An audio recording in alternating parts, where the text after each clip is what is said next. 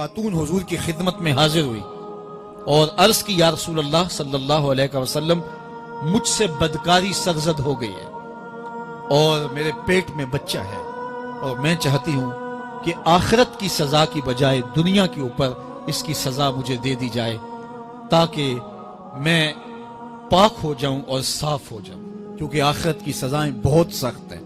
اللہ کے محبوب علیہ السلام نے جبریل امین سے ایک دن پوچھا تھا مجھے جہنم کے عذابوں کا ذکر سناؤ، تو عرض کی یا رسول اللہ صلی اللہ علیہ وسلم ہلکا ترین عذاب یہ ہے کہ جہنمی کے پاؤں میں آگ کے جوتے رکھے جائیں گے، باقی اس کے پورے بدن پہ آگ نہیں ہوگی، صرف آگ کے جوتے اس کو پہنائے جائیں گے، لیکن اس کی حدت، گرمی اور شدت اتنی ہوگی یغلی منہما دماغہ، اس کی شدت سے اس کا دماغ پگھل کر ناک اور کانوں کے ذریعے سے باہر آنا شروع ہو جائے گا۔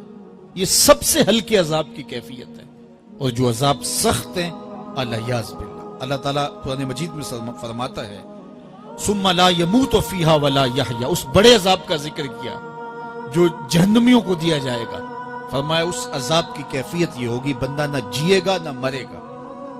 جیے گا اس لیے نہیں کہ آگے اور پیچھے دائیں اور بائیں آگ ہی آگ ہوگی، تو اس آگ میں جینا کو جینا تو نہیں ہوگا، اور مرے گا اس لیے نہیں کہ موت کو موت آ چکی ہوگی۔ تو وہ کتنا سخت عذاب ہوگا الیاذ باللہ کہ ہلکے ترین عذاب کی کیفیت یہ ہے کہ پاؤں میں آگ کا جوتا اور دماغ پگھل کے ناک اور کانوں کے راستے سے باہر آ جائے۔ تو اس نے عرض کی یا رسول اللہ صلی اللہ علیہ وسلم میرے اوپر حد جاری کر دیجئے، اور اس نے کہا کہ میرے پیٹ میں جو ہے وہ بچہ ہے۔ اللہ کے محبوب علیہ السلام نے فرمایا جاؤ جب بچہ پیدا ہو تو پھر آنا۔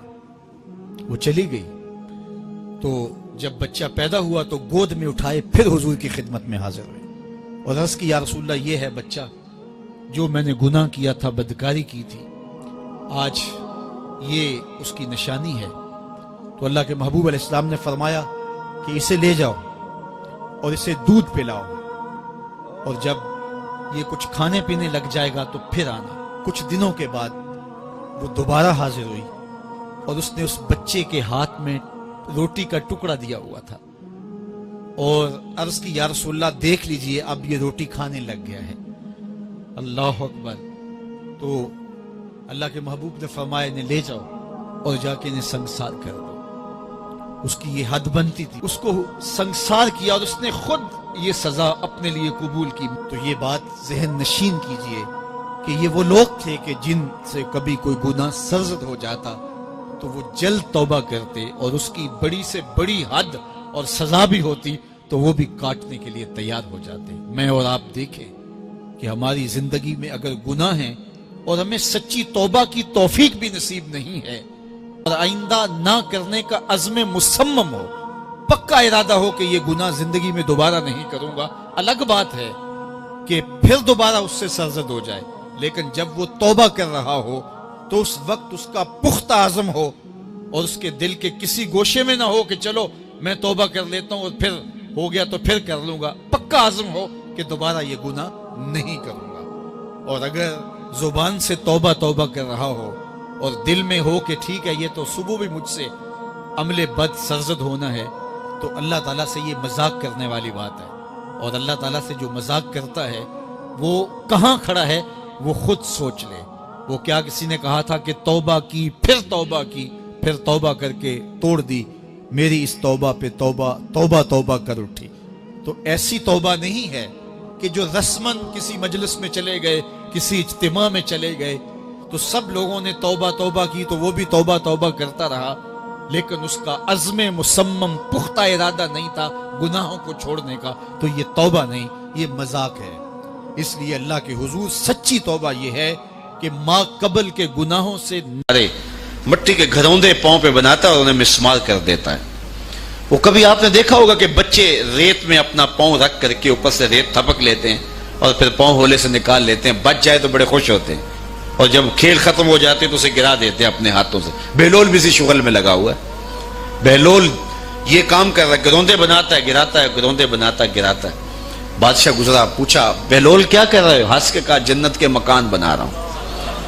کہا بیچتے ہو؟ ہاں بیچتا ہوں. کتنے کا؟ 10 روپے کا، سیل لگائی ہوئی ہے. بادشاہ مسکرا کے گزر گیا. دیوانہ ہے، مجنوں ہے، اپنی موج میں لگا ہے.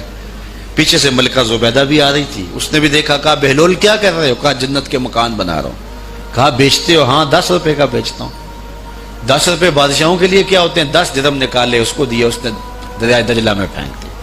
فقیر اتنی دیر تک فقیر نہیں بنتا. داتا صاحب فرماتے جب تک مٹی کا ڈھیلا اور سونے کی ڈلی اس کی نظر میں برابر نہیں ہو جاتا. اور ایک مکان کے گرد، ایک وہ گھروندے کے گرد دائرہ لگایا. کہا یہ تیرا ہوا. ملکہ گزر گئی. بادشاہ بھی چلا گیا. شام کو اپنے محل میں پہنچے. بادشاہ سویا. منظر جاگا کہ حشر کا دن ہے، پھر جنت کا منظر ہے. جنت میں بڑے بڑے خوبصورت مکان ہیں. ایک مکان تو بڑا ہی اچھا لگا، تو جی چاہا کہ اس مکان کو دیکھوں. تو جب قریب گیا تو دروازے پہ لکھا تھا ملکہ زبیدہ.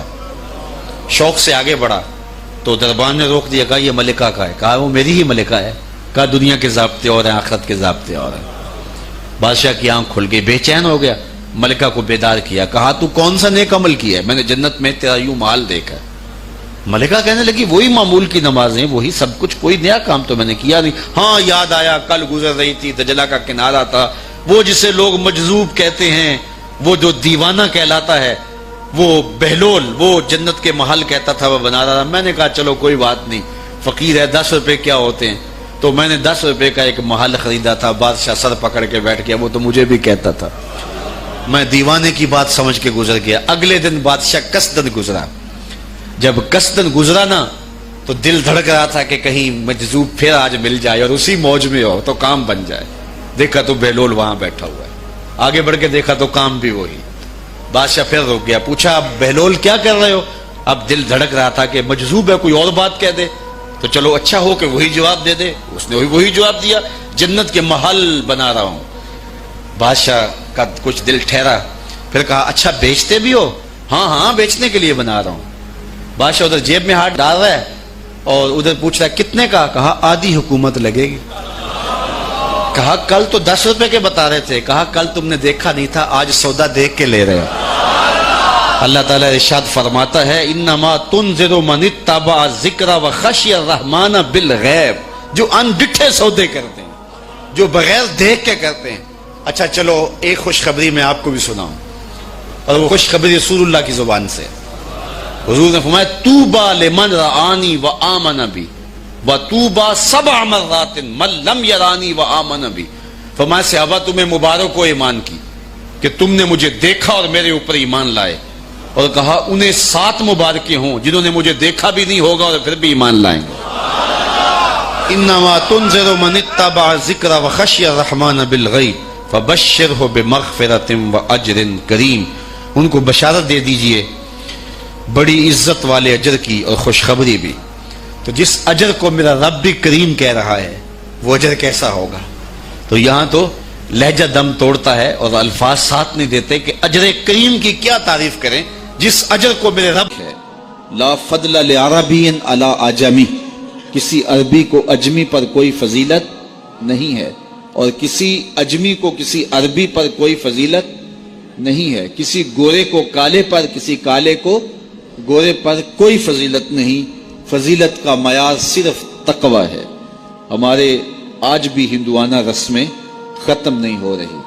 دولت کی تقسیم پر، امیر غریب کی بنیاد پر اس معاشرے میں تقسیم موجود ہے. ہمارے دیہاتوں میں چودھری اور کمی کی بنیاد پر تقسیم موجود ہے. رعایا اور حکمرانوں کی بنیاد پر یہاں تقسیمیں موجود ہیں. لیکن میرے اور آپ کے آقا و مولا نے قیامت تک آنے والی انسانیت کے لیے جو منشور دیا وہ یہ تھا کسی عربی کو اجمی پر کوئی فضیلت نہیں، کسی اجمی کو عربی پر کوئی فضیلت نہیں، کسی گورے کو کالے پر کوئی فضیلت نہیں. چونکہ کالے رنگ بھی اللہ نے بنائے ہیں، گورے رنگ بھی اللہ نے بنائے. حکیم لقمان رنگ کے کالے تھے اور صورت اچھی نہیں تھی. تو کسی نے ان سے پوچھا کہ آپ اتنے بدصورت کیوں ہیں؟ تو حکیم لقمان نے کیا جواب دیا؟ کہا آپ شکل میں نقص نکال رہے ہیں یا شکل بنانے والے میں نقص نکال رہے ہیں؟ تو وہ خاموش ہو گیا. اللہ اکبر. تو یہ اللہ نے بنایا ہے نا, اس نے کانٹا بھی اس نے پیدا کیا ہے, پھول بھی اس نے پیدا کیا ہے, چہروں کی رنگت اس نے بنائی ہے, کسی میں کوئی رنگ بھر دیا, کسی نے کوئی رنگ بھر دیا. تو رنگوں کی بنیاد پر, نسب کی بنیاد پر کوئی افضل, کوئی اشرف, کوئی اعلیٰ, کوئی بد, یہ نہیں ہے, بلکہ معیار جو دیا گیا وہ کیا تھا؟ تقوی. ان اکرمکم عند اللہ اتقاکم, جو زیادہ متقی ہے اللہ کے نزدیک وہی معزز ہے, وہی معتبر ہے. پھر حضور علیہ الصلوۃ والسلام نے عورتوں کے بارے میں تاکید کی کہ وہ تمہاری زیر دست ہیں, ان کی ملک کچھ نہیں ہوتا اور کمزور ہیں, ان کے بارے اللہ سے ڈرنا. اور حضور نے ان کے ساتھ حسن سلوک کرنے کی وصیت کی. پھر غلاموں کے ساتھ حسن سلوک کرنے کا حضور نے درس دیا کہ جو خود کھاتے ہو وہ انہیں کھلاؤ, جو خود پیتے ہو انہیں پلاؤ, جو خود پہنتے ہو انہیں پہناؤ. بعض لوگ ملازم کو, ماتحت کو جو ہیں وہ ہلکے کپڑوں میں کسن رکھتے ہیں تاکہ پتہ چل جائے کہ یہ غلام ہے, یہ ملازم ہے اور ہم باس ہیں. حضور علیہ الصلوۃ والسلام نے ان 3 چیزوں کی تاکید کی. پھر حضور نے ہمسایوں کے حقوق کے حوالے سے بات کی, اور صحابہ فرماتے ہیں کہ اتنی بار حضور نے تاکید کی کہ ہمیں یہ گمان ہوا کہیں وراثت کے اندر حقدار نہ ٹھہرا دیا جائے. تو ہمسایوں کے حقوق کے حوالے سے حضور نے تاکید ارشاد فرمائی. پھر حضور نے 3 باتوں کی تاکید فرمائی. پہلی بات, عمل میں اخلاص پیدا کرو, چونکہ عمل کا خلوص ہی قبولیت کا سبب و ذریعہ ہے. اگر عمل میں خلوص نہیں تو کچھ بھی پلے نہیں ہے. دوسری بات, حاکموں کو وصیت کرنا, جو بادشاہ وقت ہوں, حاکم ہوں, ان کو خیر کی بات کہنا, ان کو بتانا, ان کا قبلہ درست کرنے کی کوشش کرنا, یہ ذمہ داری ہے قوم کے اوپر. تیسری بات کی حضور نے یہ وصیت فرمائی, لزوم و جماعت المسلمین, مسلمانوں کی جماعت سے الگ نہ ہونا, الگ الگ ٹولیوں میں نہ بٹنا, لابیاں نہ بنانا, گروہ بندیاں نہ کرنا, جماعت کے ساتھ جڑ کے رہنا, فرقہ بندی سے بچنا اور جماعت وحدہ کا ساتھ دینا. حضور نے فرمائی, تابعوا السواد الاعظم فإنہ من شذ شذ فی النار, جو بڑی جماعت ہے, سواد اعظم ہے, ان کے ساتھ رہنا, جو ان سے بچھڑ گیا وہ جہنم میں ڈالا جائے گا. در ماہی دا چھوڑی ناہی, نہیں تے ہو جاویں گا روگی, جیڑی بکری اجڑوں وچھڑی او بگیاڑا جوگی. اس لیے لزوم و جماعت المسلمین, مسلمانوں کی جماعت کے ساتھ قائم رہنا. پھر حضور علیہ الصلوۃ والسلام نے فرمایا, اے امت مسلمہ, میں تمہیں لاوارث نہیں چھوڑ کے جا رہا ہوں, میں تمہارے اندر 2 بھاری چیزیں چھوڑ کے جا رہا ہوں, اور اگر تم ان کو مضبوطی سے تھام لوگے میں ضمانت دیتا ہوں تم کبھی بھی گمراہ نہیں ہوگے. ایک اللہ کی